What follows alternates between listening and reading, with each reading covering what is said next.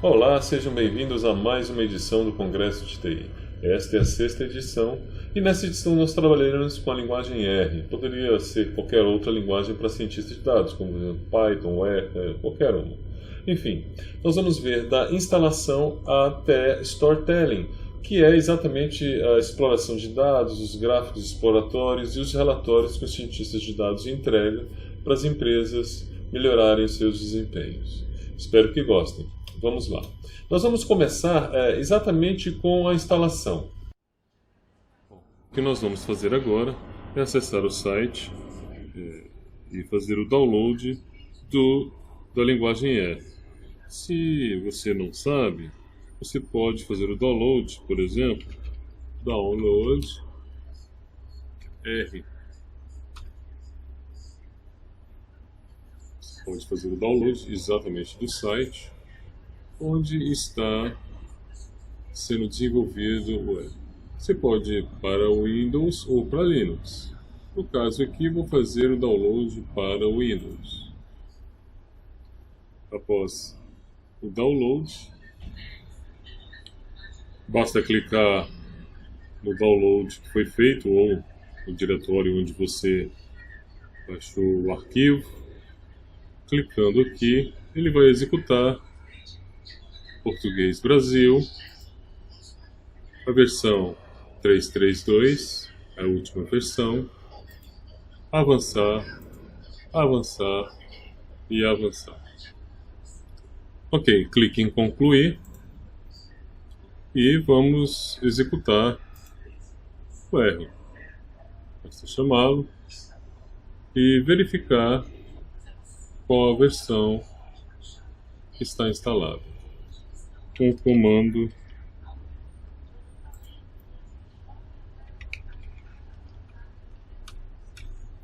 version 332 é a versão do R que está instalada.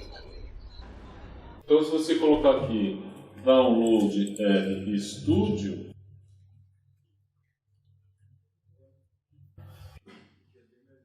você vai fazer o download do RStudio. Para fazer o download dos dois, instala o R primeiro, depois instala o RStudio.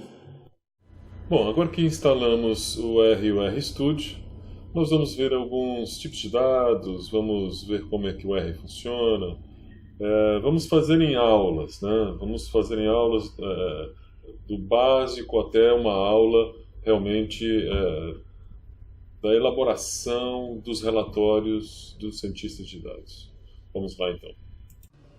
Vamos iniciar nossa aula, então, com o assunto tipos de dados, né? Ou, no caso do R, na realidade, são os tipos de objetos. Vamos lá ao início da nossa aula. Bom, na aula de hoje estaremos aí os objetos, os tipos de dados da linguagem R. Nós temos, como vocês podem ver, vários tipos. O caractere, o numérico, que é um número real, ou seja, é ponto flutuante. O inteiro, que não é ponto flutuante. Números complexos. Números complexos é aqueles números que são divisíveis por zero. E os lógicos apontando verdadeiro ou falso. Aqui nos tipos de dados, vamos ver primeiro os números, ou os dados numéricos, que são dados que representam os números na linguagem R. Entendendo que são objetos, né? Os números são objetos, e esses números podem retornar ou não valores. No caso do R, você pode, através de um cálculo, não retornar nada, o que nós chamamos de não numérico, not a number, ou não disponível, not available, apenas o NA. Então, ao dividir, por exemplo, um número por zero, você pode obter um retorno sendo infinito, e é representado por inf. Todos os objetos da linguagem R possuem, na realidade, algo que se chama atributo. Então, esses atributos eles podem ser alterados e acessados por esses nomes que estão aqui, ó.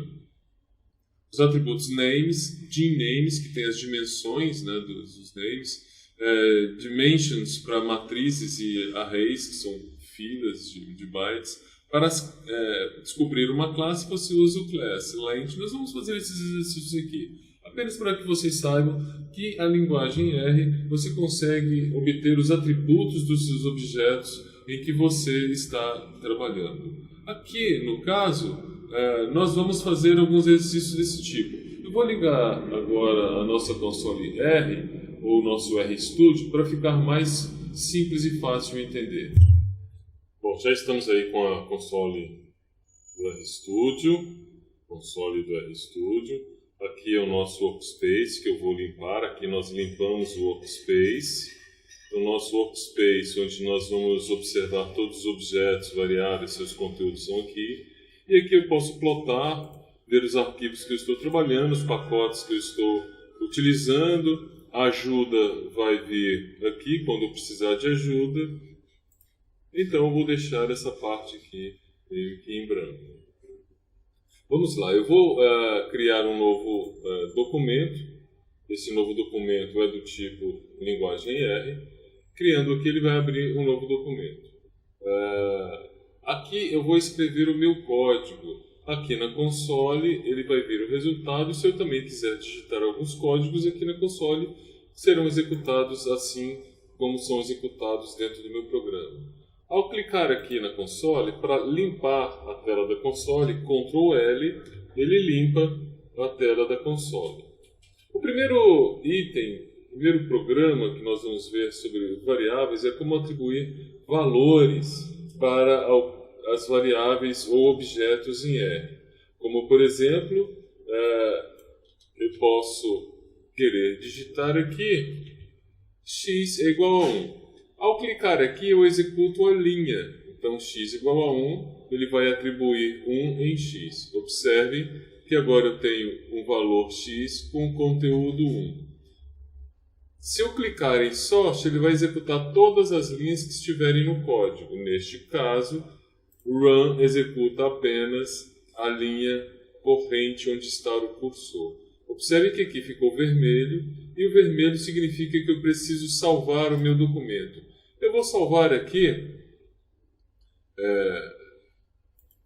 na minha pasta, onde eu estou trabalhando com Data Science, meus cursos de treinamento de Data Science, linguagem R, e vou salvar nos meus códigos aqui, Data Types, vou salvar aqui com o meu código.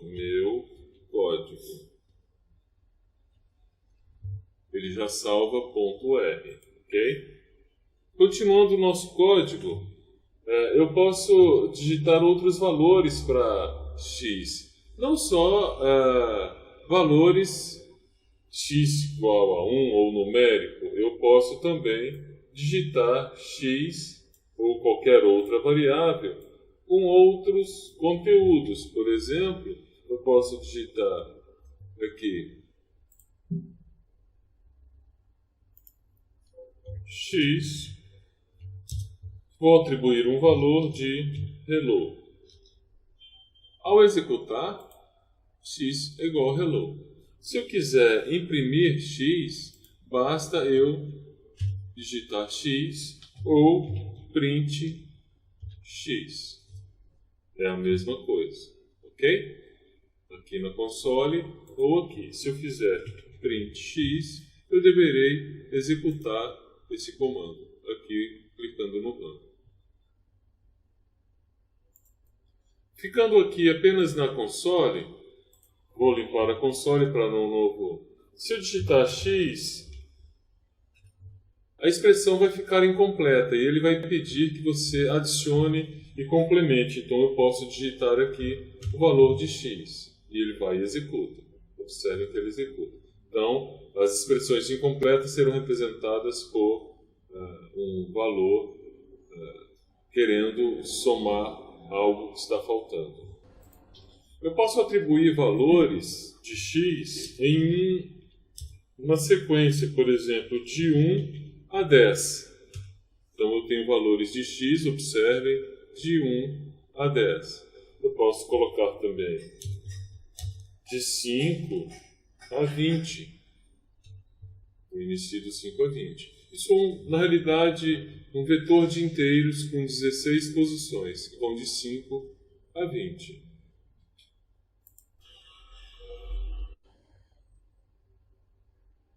Continuando aqui com os vetores, eu posso criar nessa sequência vetores com tipos aparentemente diferentes. Observe.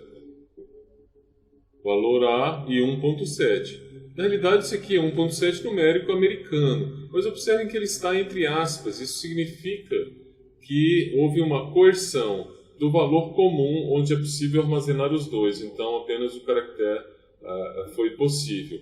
Aqui a coerção de y será diferente, por exemplo, 1 e 2. 1 é verdadeiro e 2 também é verdadeiro, só que ele fez a coerção tudo para numérico, onde true, tudo que é diferente de 0 é verdadeiro. Se eu criasse aqui, por exemplo, 0 ou false, ele criaria false como 0, porque 0 é falso e todo o resto é verdadeiro. Uma outra forma de criar é colocar caractere e lógicos. Ele vai passar tudo para caractere. Então a coerção, quando você cria vetores com tipos diferentes, a coerção vai trazer para o tipo mais comum, ou seja, o que é possível fazer a coerção de todos. Caso contrário, se a coerção não for possível, vai ser retornado não numérico ou não disponível NA ou NaN. Os objetos eles podem ser coagidos explicitamente. Nesse exemplo aqui, qual que é a classe? Vou limpar a console mais uma vez. Qual que é a classe de x? A classe de x é o inteiro. Eu posso dizer que x, como numérico, na linha 22, observem ali 22, ele vai dizer que x, como numérico, de 0 a 6. E se ele for lógico, observem, falso para o 0 e o restante verdadeiro. Se eu disser que é caractere, ele vai colocar tudo entre aspas. Agora nós podemos observar a coerção explícita. Se eu disser que x é A, B e C e fizer as numeric, vai haver uma mensagem de erro, porque não há como fazer a coerção de letras para números, que é coerente. Da mesma forma, se eu quiser fazer a coerção de x para lógico e para complexo. Para lógico não haverá disponibilidade desse número e no complexo também vai haver uma mensagem de erro dada a coerção. Bom, nós aprendemos a criar vetores. Agora nós vamos aprender a criar matrizes. Para criar uma matriz M, eu vou limpar nosso workspace. Para criar uma matriz M, observem que apareceu aqui uma mensagem de erro. Está faltando algo. Então eu vou completar minha matriz, que ela tem um número de colunas, e fechar. Vou executar aqui a minha instrução. Criou uma matriz com valores não disponíveis, not available. Então nós criamos uma matriz. Essa matriz eu posso mostrar ela aqui na console. Ela é uma matriz, como foi dito aqui, 2 por 3, 2 linhas e 3 colunas. Em R nós utilizamos os argumentos de função e os seus parâmetros. Então você tem os argumentos de função e os seus parâmetros. O parâmetro é o valor que vai para o argumento. Então nós temos a matriz com 2 linhas e 3 colunas. Está aqui a matriz criada. Eu também posso querer saber quais são algumas propriedades dessa matriz, por exemplo, a sua dimensão. Caso em tempo de execução eu precise saber as dimensões da minha matriz, então eu consigo com a função dim. Ou eu posso querer os atributos. Tem alguns atributos, por exemplo, dim. Então, m $dim vai me dar o nome do atributo, ok? Eu também posso querer criar uma matriz M já com número, já que essa função anterior, essa instrução anterior, me criou com números não disponíveis, mas eu posso criar com valores. Então, eu crio de 1 a 6 uma matriz M. Então, ao executar aqui ou imprimir a minha matriz M, eu obtenho a matriz de 1 a 6. Observem que a criação de 1 a 6 obedece uma sequência. Primeira coluna até a última linha, 1, 2, vai para a próxima coluna, 3, 4, próxima coluna, 5, 6. Essa é a sequência de criação com os números que eu tenho. Se eu quiser criar uma matriz maior, por exemplo, 5 por 3, vou executar, ele não vai permitir porque não é múltiplo, né? Essa matriz não é múltipla. Então eu posso criar uma matriz 6 por 3, 5, porque agora há uma multiplicidade entre linhas e colunas. Mostrando essa matriz, eu tenho aqui que ela vai repetir de 1 a 6, de 1 a 6, de 1 a 6, obedecendo. Então eu vou colocar aqui algo múltiplo para que a nossa matriz seja diferente. 1, 2, 3, 4, 5, 6, 1, 2, 3, 4, 5, 6. Então ela repete, acabou a sequência de números, inicia novamente. Vou vir para a nossa console, o nosso workspace, mais uma vez. Vamos ver agora um outro modelo. Eu vou criar X e vou criar Y. Observem os valores. Eu tenho 3 posições em cada um dos vetores. A função cbind, ela vai concatenar XY as minhas colunas, column bind, ou seja, combine columns. Então eu estou combinando os dois vetores em colunas. Por outro lado, eu posso querer não combinar por coluna, mas e sim por linha. Então eu posso combinar X e Y em linhas. Então as minhas linhas passam a ter nome, aqui as minhas colunas passam a ter nome. São bem diferentes as duas, ou seja, eu tenho linhas e colunas. Então eu posso combinar linhas e colunas com cbind. Eu posso também querer criar listas. Um outro objeto em R, você pode criar uma lista que essa lista, observem aqui, eu criei, o primeiro elemento da lista é 1, o segundo elemento é um A, o outro é lógico e o outro é um elemento complexo, é um objeto complexo. Observem esses objetos aqui.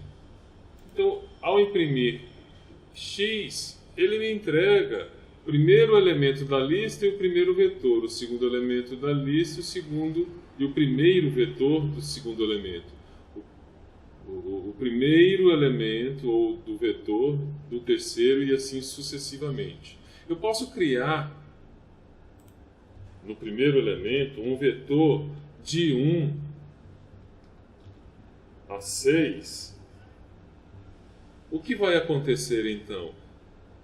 Ao executar esses comandos, observem que o primeiro elemento da lista é um vetor de 1 a 6. Então eu posso criar aqui também um outro vetor A, B e C.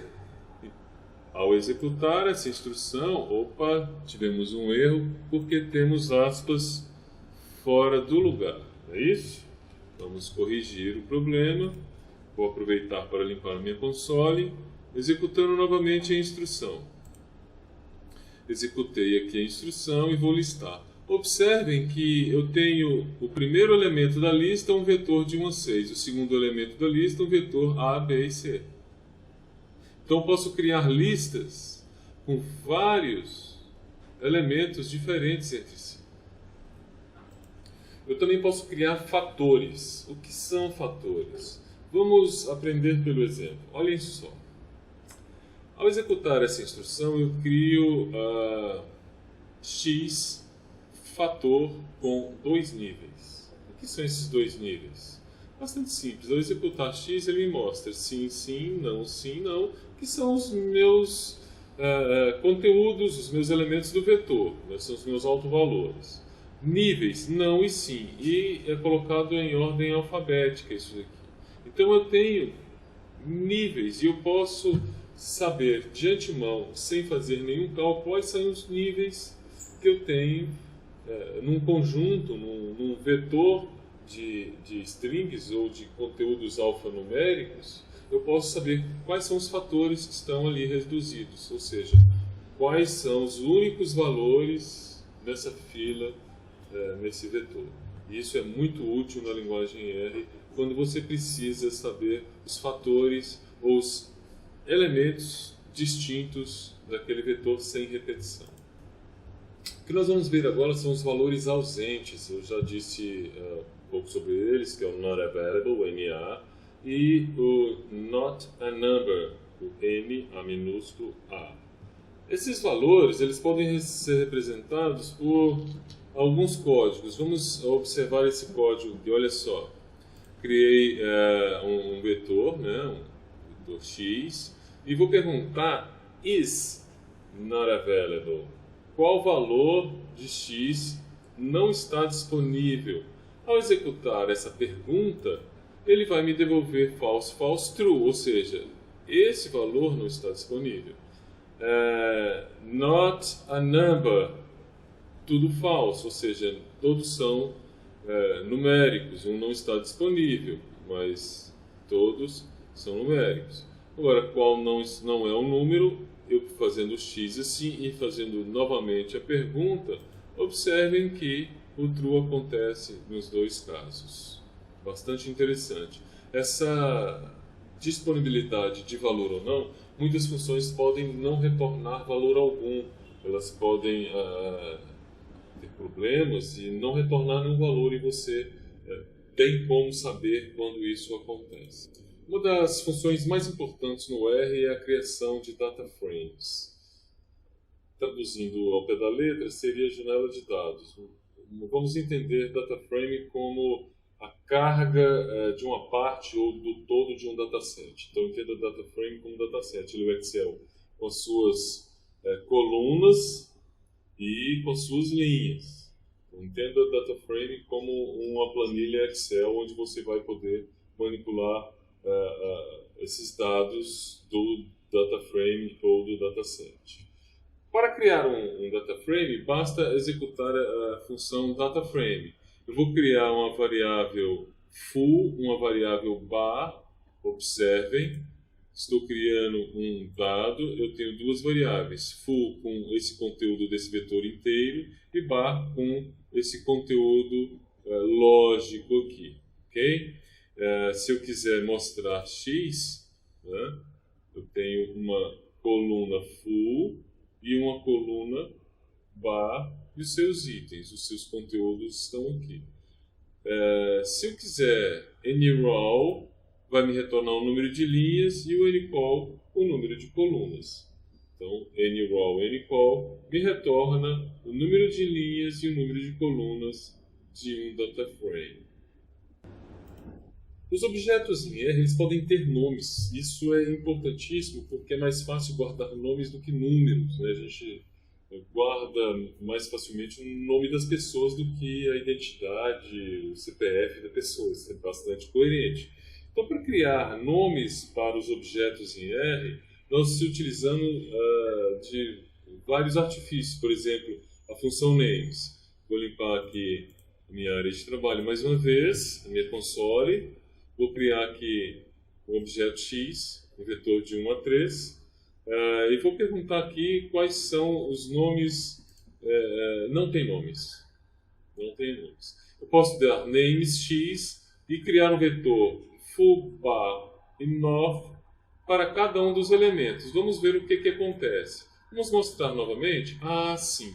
Antes eu não tinha nomes, mas agora eu tenho nomes para cada uma das variáveis. Eu vou apagar novamente, vou limpar novamente e vamos ver de outro ângulo. Observem, criei a variável, não tem nomes. Mas se eu quiser ver o conteúdo, 1, 2, 3. Tá, Ao colocar os nomes e ver novamente, observe a diferença. Antes não tinha nomes, agora tem os nomes e o conteúdo dessas variáveis. Quando eu digito ali names x apenas, ele me dá os nomes de cada um dos elementos do vetor.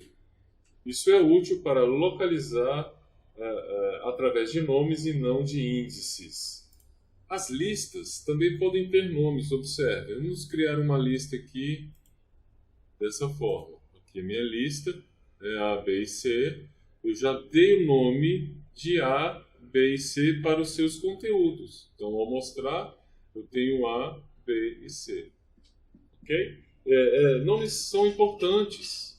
Nomes são importantes porque eu posso querer simplesmente acessar X e o primeiro elemento, mas eu posso também escolher o elemento A pelo nome, que é 1, ou o B, que é o 2, e assim sucessivamente. Eu posso olhar para o objeto e as suas variáveis, seus parâmetros, através de nomes. Assim como as listas, as matrizes também podem ter nomes. Mais uma vez, limpando meu workspace e a minha console. Observamos aqui a criação da matriz. tNames vai retornar uma lista com todos esses elementos, linha e coluna. Então, aqui eu estou atribuindo, através desse sinal, estou atribuindo esse formato nessa coluna. Da mesma forma que eu atribuí esses nomes aqui em X através da função names, através de names, através da dimensão de nomes, linha e coluna, eu estou atribuindo essa lista à matriz X. Se eu mostrar a matriz, vamos mostrar a matriz antes de colocar os nomes. Ok? 1 e 2, 1 e 2. Uma matriz quadrada de 2 por 2. Vamos colocar os nomes agora. Executei e vamos mostrar a matriz novamente. Observem que tenho AB e CD na coluna. Então eu tenho linha e coluna. Para demonstrar que agora eu posso acessar as linhas e colunas através dos seus nomes. Então, um resumo simples para nós. Ignorem este erro, apenas eu estou aqui na área de script e ele não aceita exatamente se não é um comando válido no R. Então, apenas que nós estivemos aqui presentes com os tipos de dados ou as classes dos objetos, os fatores, quadro de dados e os nomes para esses objetos. Espero que vocês treinem todos esses exercícios que nós fizemos aqui. Acessem o GitHub para ter esses fontes para que vocês possam estudar fora do computador. Olá pessoal, vamos iniciar nossa aula de análise exploratória agora com gráficos exploratórios. Por que os cientistas de dados se utilizam de gráficos para fazer análise dos dados?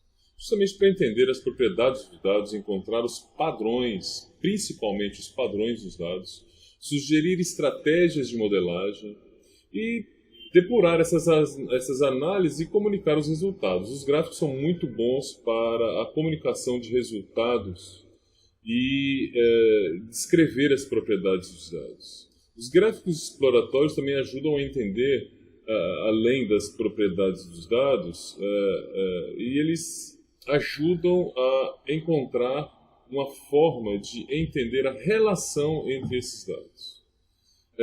São feitos muito rapidamente, independente da linguagem e do modelo que você esteja utilizando.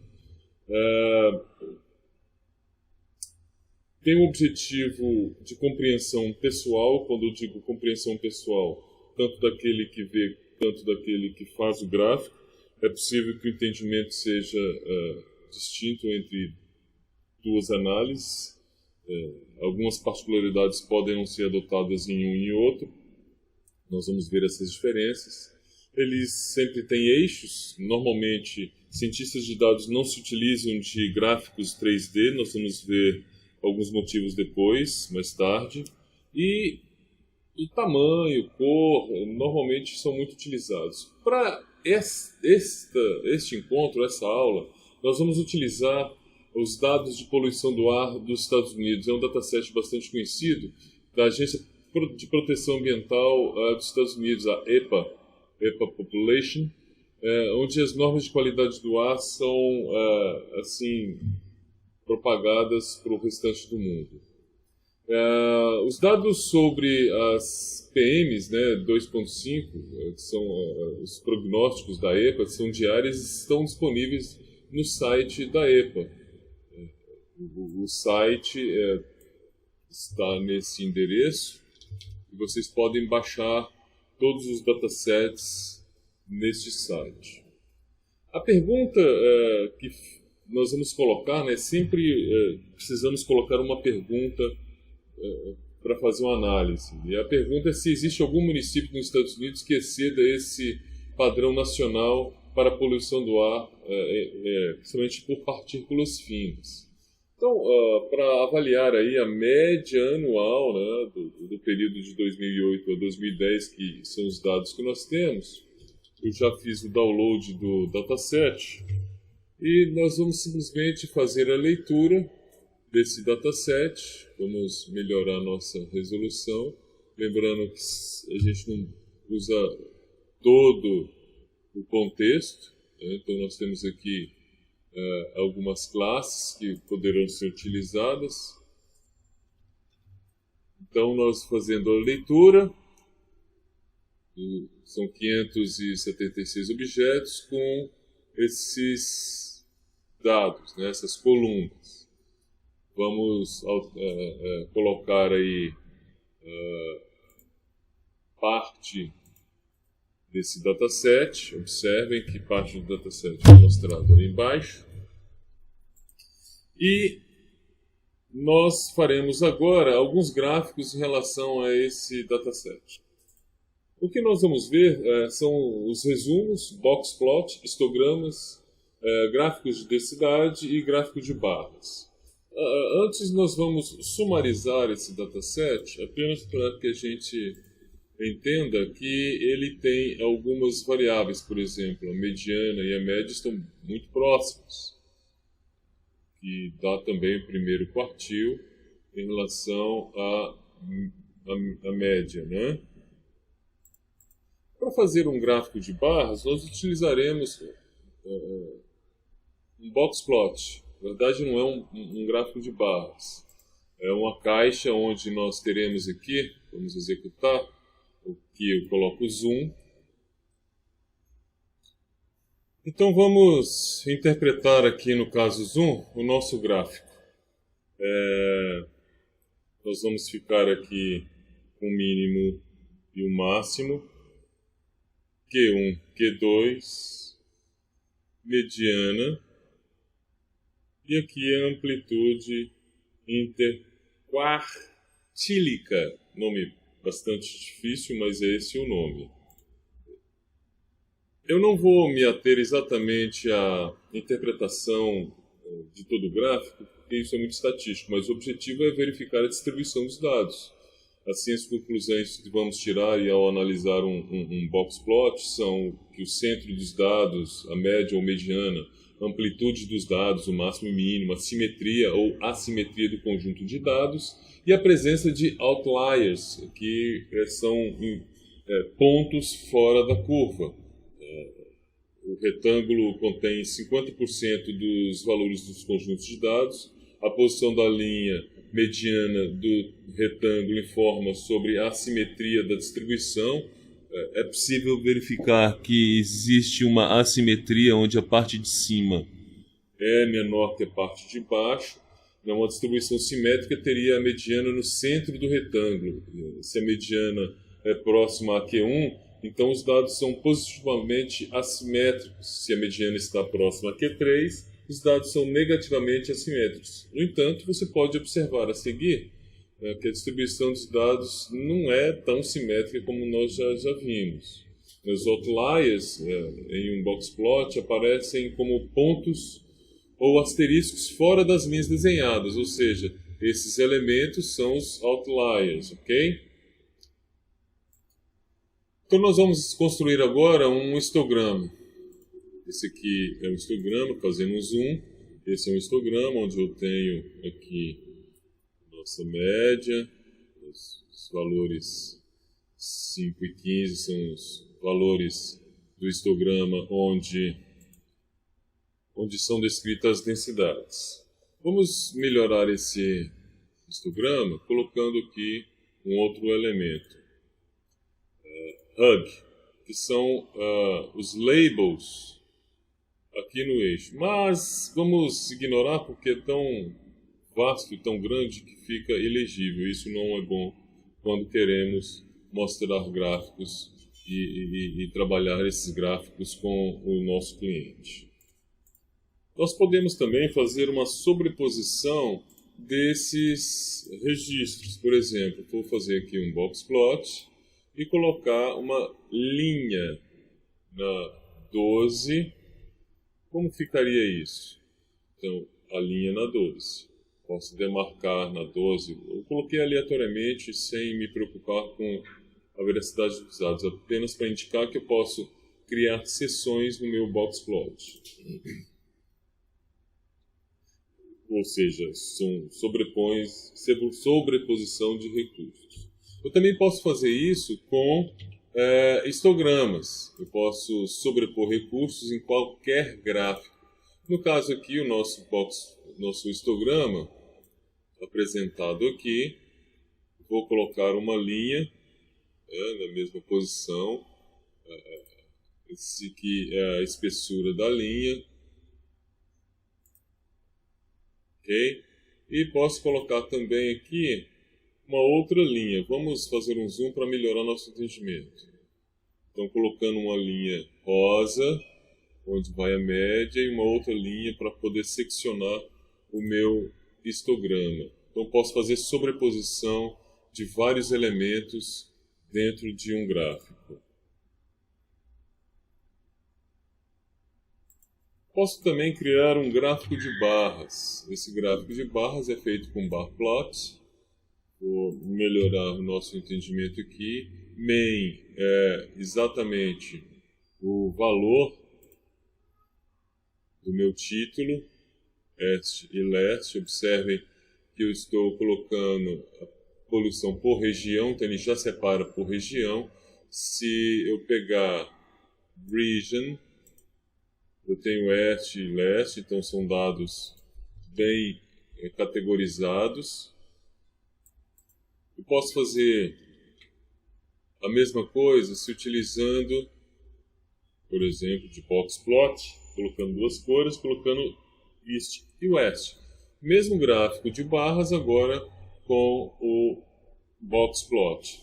Outliers, mínimo e máximo, aqui estão as médias. Observem que aqui é assimétrico, aqui até me parece que é simétrico, mas vamos ter que observar os valores para ter certeza. No olhômetro, esse aqui não é muito confortável. É possível também realizar múltiplos histogramas com par. Aqui eu estou colocando um vetor de 2 por 1, onde as margens 4 por 4, que são margens 4 por 4, 2 por 1, então, as 4 margens. Então, quando eu coloco essa margem aqui, simplesmente ele vai obedecer essas margens em relação ao gráfico. Executando o primeiro histograma e o segundo histograma. Fazendo um zoom, eu tenho histogramas, observem. Observando com as duas variáveis este e oeste. O próximo gráfico é o gráfico de dispersão. Então, usando pollution, né, vamos fazer um plot de latitude desse PM25. E vamos utilizar uma beeline aqui na 12, criando um plot aqui. Vamos fazer um zoom. Então, eu tenho aqui a minha linha 12 e o meu gráfico de pontos. Esse gráfico de pontos também é chamado gráfico de dispersão, onde os dados são dispersos no gráfico. Mas vocês concordam que esse gráfico, melhorando aqui o visual dele, ele não mostra nada além de um borrão. Eu posso melhorar isso colocando cores, por exemplo, alterando. Observem, eu tenho leste e oeste e agora eu consigo discriminar cada um dos elementos, colocando também uma linha da mesma forma que foram feitos anteriormente. Eu posso observar esse mesmo gráfico se utilizando da dispersão múltipla. A dispersão múltipla ela vai realizar o mesmo gráfico, só que de uma outra forma. Parece que me faltou um parêntese. Isso, me faltou um parêntese. Eu vou colocá-lo aqui para não acusar erro. Então nós temos aqui a dispersão leste e oeste. Esse gráfico, se vocês avaliarem, ele é similar a esse gráfico, só que em duas distribuições. Vocês concordam? Vamos para a próxima aula, onde nós veremos outros modelos de gráfico e esses gráficos de forma mais detalhada. Vamos iniciar então nossa aula de hoje com a reprodutibilidade, ou seja, tudo que nós fizermos, vamos gerar um relatório reprodutível e que possa ser utilizado por outras pessoas ou por outros pesquisadores mais tarde, reproduzindo passo a passo toda a pesquisa, todo o projeto que você fez. Então vamos ao início da nossa aula. Bom, iniciando então nossa aula, nós vamos definir o que é Markdown. Markdown é uma ferramenta de conversão de texto para HTML para os servidores web. Markdown permite que você escreva usando um modo fácil de ler, fácil de escrever, no formato de texto simples, e em seguida convertê-lo para XHTML, estruturalmente válido ou HTML. Nem todos têm a habilidade de escrever em HTML, então por isso o John Gruber, que é o criador do Markdown, ele elaborou essa estrutura de descrição de arquivos, onde você pode gerar arquivos HTML, PDF, LaTeX, nós vamos ver outros elementos aí depois. Bom, como é que você trabalha com Markdown? Markdown é uma programação estatística alfabetizada com o Knit. O Knit ele não é bom para artigos de pesquisa muito longos, cálculos complexos e demorados, documentos que exigem formatação precisa. Então, não é ideal para uma formatação extremamente precisa, como, por exemplo, LaTeX, Word, entre outros. Vamos agora passar, então, para a sintaxe do Markdown. Então, vamos iniciar aí o nosso primeiro Markdown. Arquivo novo, nós vamos fazer um arquivo Markdown, ok? Create a new Markdown document. Estão aqui, então vou colocar um título. O meu primeiro Markdown. O autor Bellermando, vou gerar um HTML. Poderia criar um PDF ou um Word. Existem outros arquivos Markdown, por exemplo, a apresentação, Shiny, que nós vamos ver mais na frente, ok? Ok, aqui ele vai criar o seu Markdown, ele já vai gerar uma série de elementos aqui. Eu tenho o título, o autor, a data, o tipo de saída, Markdown, documentos igual a HTML. E eu também poderia colocar aqui um subtítulo. Eu colocaria subtitle. Utilizaria também 2 pontos, colocaria aqui entre aspas ou não. Eu prefiro colocar sempre entre aspas, mas você pode colocar também fora das aspas. Você colocaria aqui, por exemplo, teste 01. Ok? Observe que temos aqui sinal de menos, ou apóstrofo, né? Para delimitar o meu cabeçalho. E em seguida eu tenho uma construção que é inserido aqui. Pessoal, vou inserir um novo R, Python, RCP, SQL, eu posso inserir outras linguagens aqui como chunks. Eu aqui vou inserir uma outra linguagem R. Então ele coloca R, esse R aqui é o setup e include false, eu não estou incluindo nenhum. Então, quando eu coloco setup, eu estou realmente incluindo um chunk de setup. Aqui é uma instrução para que ele ecoe todas as demais instruções abaixo. Eu vou apagar todo esse detalhamento aqui para a gente iniciar o nosso init com HTML em Markdown. Já que nós iniciamos, eu vou salvar o meu documento, vou gravá-lo como teste. O meu documento teste. Como é que eu vejo o resultado deste processo? Apenas clicando aqui Knit, eu vou criar o meu Knit baseado em um documento HTML. Clicando aqui, o console vai processar e nós temos aí o documento que nós elaboramos. Depois, mais tarde, nós vamos ver o que significa essa publicação aqui, ou eu posso ter a opção também de abrir num navegador. Começando a edição, eu posso gravar os meus títulos, né? Então eu posso ter vários níveis de títulos. Eu posso ter título no nível 1 até o nível 6, por exemplo. Então vamos colocar aqui, cada um deles. Se eu clicar em Knit, os resultados vão aparecer de forma mais simples. Então eu tenho os níveis de títulos. Ok? Passando aqui para o próximo, nós podemos fazer da mesma forma que nós fazemos no HTML. Olha só. Então, executando novamente, nós vamos ter a mesma coisa. Ok? Uma outra possibilidade de escrever títulos é sublinhando, por exemplo, título nível 1 e nível 2, a diferença nenhuma, praticamente, visualmente, né? Não tem grandes diferenças.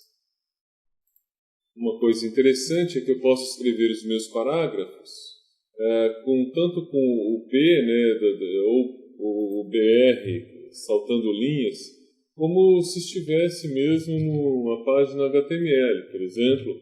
Eu posso escrever meus parágrafos assim. Okay? Agora, detalhe interessante, isso aqui sinaliza um parágrafo. Se eu executar aqui o nosso init, vai acontecer o quê? Ele vai trazer nossos parágrafos. Observem que desapareceu aquilo. Por quê? Aquilo vai saltar a linha fazendo um novo parágrafo. Está vendo? Eles simplesmente fazem um novo parágrafo e basta eu escrever sem ter que criar esses elementos aqui. Agora, vamos retirar esses caracteres aqui, a gente fazer a seguinte forma. Eu vou apenas tirar essa linha. Vou tirar essa linha e vou executar. O que acontece com o nosso... ele fica junto. Por que ele fica junto? Porque eu preciso aqui dar 2 espaços, por exemplo, para que saltar a linha. Ou colocar... Vamos executar aqui para ver o que acontece. Então, quando eu dei 2 espaços, ele saltou a linha. Né? Quando eu dei os 2 espaços, ele saltou a linha. Eu também posso, ao invés de fazer isso, colocar no início o meu P. Aí eu estou fazendo HTML. Então, o mais simples é você colocar 2 espaços ou saltar uma linha aqui.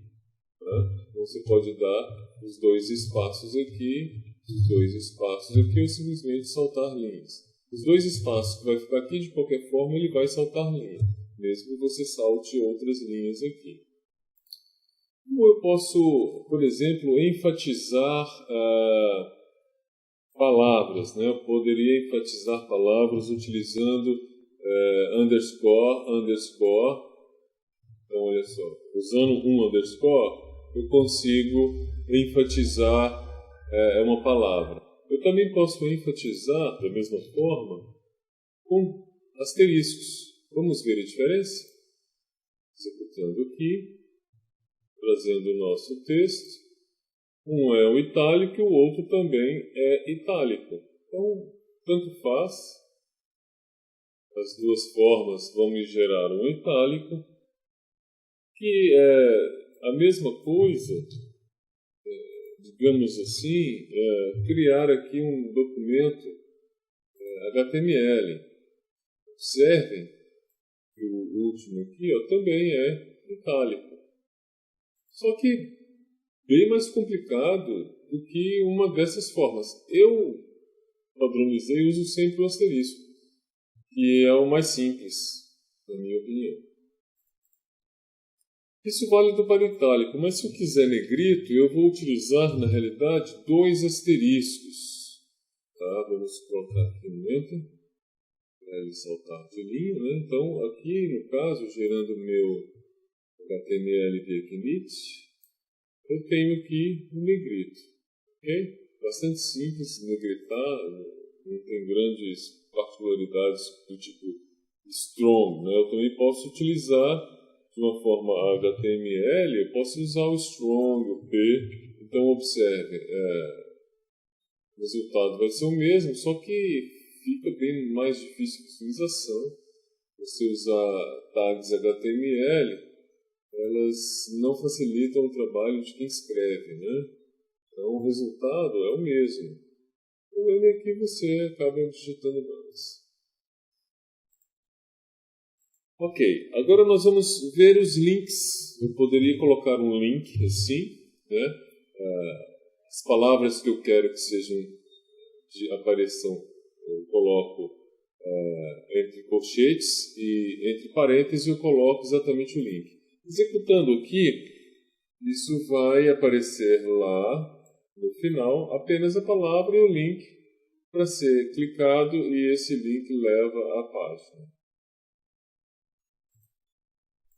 Mas se você preferir fazer isso em HTML, então você vai ter que digitar toda essa linha com as tags e executando aqui, a gente tem o mesmo resultado. Então é opcional usar tags HTML a Markdown. Particularmente eu uso sempre Markdown, onde tem uma maior facilidade.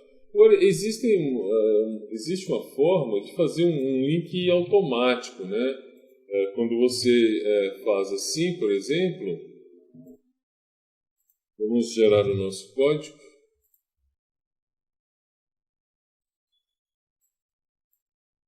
Você tem um link automático. Ok? Esse link automático é exatamente o que você colocou lá. E assim como os links, né, você também pode utilizar isso para e-mails. Esse exemplo aqui. Então, no nosso Knit, nós vamos ter aqui um e-mail. Na realidade, quando você clica aqui, vai chamar o seu cliente de e-mail e vai enviar um e-mail para esse destino aqui. Okay? Agora nós vamos passar para as referências, os blocos de citação. Você pode criar esses blocos de citação para ajudá-lo no sentido de criar as referências sobre um determinado assunto. Para criar um bloco de citação, então, é bastante simples. Ou nós fazemos assim, dessa forma, colocando esses caracteres de maior, ou nós utilizamos o HTML, bem conhecido pela maioria, ou não, né? Difícil conhecer todo o HTML assim. Esse aqui é um código HTML que, se nós executarmos o nosso Knit, então isso aqui é uma citação, uma referência, o texto que nós colocamos aqui. Então esse aqui é um bloco de citação. Observe que ele fica com uma linha. Ok? Comparando então o código, observe. Esse é um bloco que está aqui.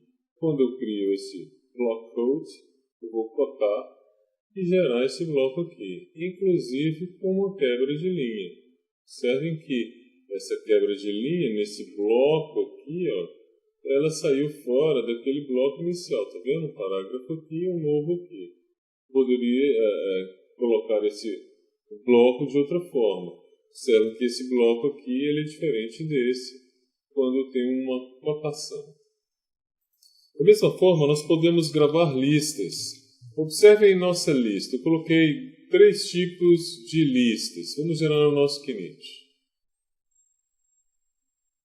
Nós enfatizamos, observem que houve um problema aqui com as nossas listas. Por que isso acontece? É porque é necessário um Enter entre o tipo. Observem que quando eu coloco os elementos entre crase, eu vou enfatizá-los. Gerando o nosso Knit, os nossos 3 tipos de lista, eles são exatamente iguais, apesar de utilizar elementos diferentes. Eu preferencialmente utilizo com asterisco. Eu posso gerar uma lista também, uma lista do tipo HTML. Essa lista HTML vai me gerar o mesmo tipo de lista. Ok? Mesmo tipo de lista. Eu também posso criar uma lista ordenada. Por exemplo, uma lista ordenada. Vamos gerar o Knit para observar essa lista ordenada. Ela vai gerar aqui, no final do meu documento, uma lista ordenada por números. Seguindo, então, eu posso criar listas da mesma forma com HTML e posso criar essas outras listas. Vamos observar o nosso HTML aqui, vamos até o final. Observe item 1 com os elementos, né? Fazendo uma simples comparação aqui. Posso reduzir um pouquinho aqui para a gente comparar, que irá gerar a mesma lista ordenada. Aqui um item 1 com os bullets. Ok? E se eu quiser, por exemplo, criar uma imagem eu crio aqui, ó. É como se fosse um link, colocando aqui uma exclamação e o meu link indo para uma imagem. Eu peguei essa imagem aqui, legal. Vou mostrar essa imagem então no nosso HTML. Da banana dançando. Ok? Nós podemos gerar a nossa imagem também com um título. Então, quando eu coloco um título, isso também vai funcionar. Olha só. Vamos ver a diferença das 2 bananas dançando. Fazendo aqui o nosso HTML, eu posso colocar um título da banana dançando. Olha a banana dançando, aqui não tem título. Observaram? O título ao posicionar o mouse na imagem. Agora nós vamos ver as tabelas. Para criar uma tabela em HTML, nós digitamos um código parecido com esse. Vamos gerar o Knit só para a gente ter uma ideia de como fazer isso também em Markdown. Bom, estamos aqui com o nosso código, então eu tenho blocket, ou block code. Então eu gerei um block code com uma tag HTML. Vamos então observar o que nós podemos fazer com este código. Vamos gerar o nosso Knit. Mesmo código HTML e as mesmas referências. Olhando o nosso código aqui embaixo, nós temos esse bloco onde nós colocamos, por exemplo, uma função qualquer. Então essa é a função sayHello com o nosso bloco. Vamos melhorar o nosso posicionamento aqui para a gente fazer a comparação. Né? Nós estamos aqui, fazendo aquele mesmo bloco com a função e essa função sayHello. Então, esse código aqui não conseguiu expressar, né? Essa é a função sayHello, bem diferente desse formato mais agradável que temos aqui. Ok? Só que fazer dessa forma, concordo que é muito complicado? Eu acho complicado. Então, no R ou no Markdown, nós temos aqui os 3 crases. Gerando o nosso Knit, nós poderemos imitar esse código R da mesma forma. Olha só. Então, é muito mais simples esse código. Né? esse código é muito mais simples do que fazer isso daqui. O código fica bem mais limpo e mais agradável de se ver. Mas eu posso mostrar esse código aqui também de outra forma. Olha só, colocando um JavaScript, por exemplo, ou R, ou Markdown, ou Python, qualquer outra linguagem, eu consigo mostrar esse código, né, como sendo JavaScript. Observem que o fundo mudou, eu poderia colocar Python, enfim, qualquer outro código. Eu posso gerar outros tipos de tabela também, por exemplo, como essa tabela aqui, outras tabelas. Vamos gerar essa outra tabela aqui para ver como fica isso em Markdown, em HTML. Isso também vai ser gerado outras tabelas. Eu gerei aqui uma tabela, eu posso limitar essa tabela colocando outras colunas. A partir daí eu posso criar algumas listas de definições, como por exemplo essas listas aqui de definições. Observem Moodle e PHP. Vamos gerar o nosso init, nosso HTML. Gerando aqui o nosso HTML, eu tenho listas de definições. Observem. Vamos colocar o nosso código mais fácil de interpretar. Observem que aqui ficou uma lista de definições. 2 pontos, um tab, mostra as minhas listas de definições. Eu posso também criar notas de rodapé. Criando notas de rodapé, observem que no final, apenas no final do documento, essas notas de rodapé vão aparecer. Aqui o meu documento, então tudo sobre o livro. Aqui a minha nota de rodapé, com um elemento aqui que me leva até a minha nota de rodapé e um leva ao outro. Ok? Ok, então. Terminamos aqui mais um congresso e nos vemos no próximo. Um abraço, até.